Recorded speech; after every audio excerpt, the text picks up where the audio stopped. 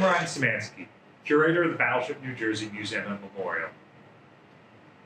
This month, the month of October 2019, we are remembering the 75th anniversary of the largest naval battle in history, the Battle of Leyte Gulf. All month, we will be posting social media content about the battle on Facebook, YouTube, and our other accounts, so continue to tune back in with us. It'll be more frequent than our other material.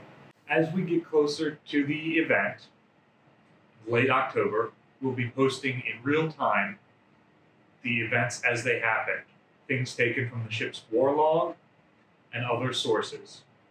What is the significance of Leyte Gulf? It was the largest naval battle ever fought. It was also the last fleet battle that the United States ever fought. It was the last major battle that the Imperial Japanese Navy fought, for that matter, and the last major naval battle fought, period. It was the last time battleships fought each other.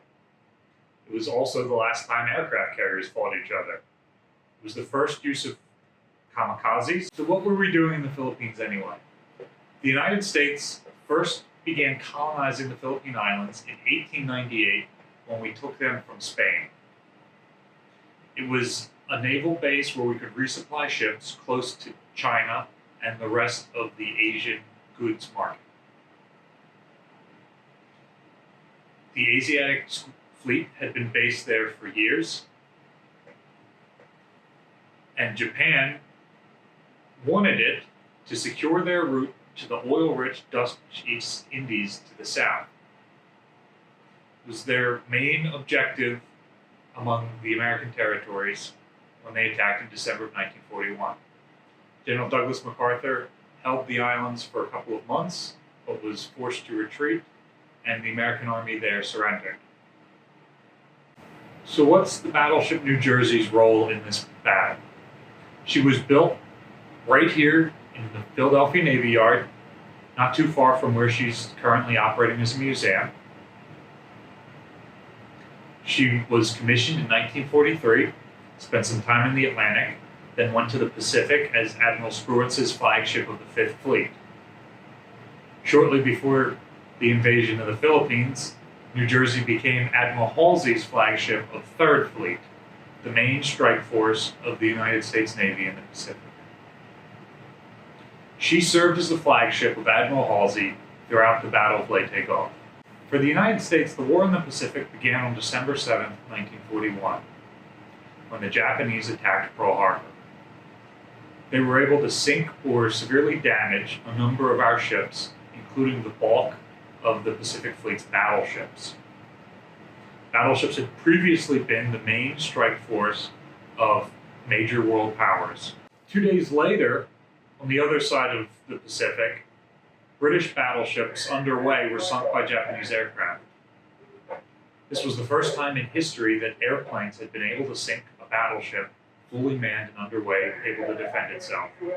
From then on, aircraft carriers began to take on a larger role as the major striking force of navies.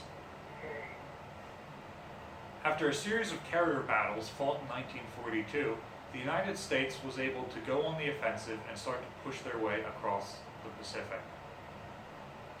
By the time we reached the Philippines in 1944, carriers had mostly supplanted battleships as the major striking force. However, admirals had not yet wrapped their heads around that and were still trying to fight the last war. The battles around the Philippines would see a number of actions that included aircraft carriers and battleships. Thanks for joining us today. Remember to like, share, and subscribe, and join us throughout the month of October 2019 as we are remembering the 75th anniversary of the Battle of Leyte Gulf. We will be posting more original content on all of our social medias, Facebook, YouTube, Twitter, and Instagram throughout the month. And special thank you to researcher at large George Leone for providing much of the content that we're talking about this month.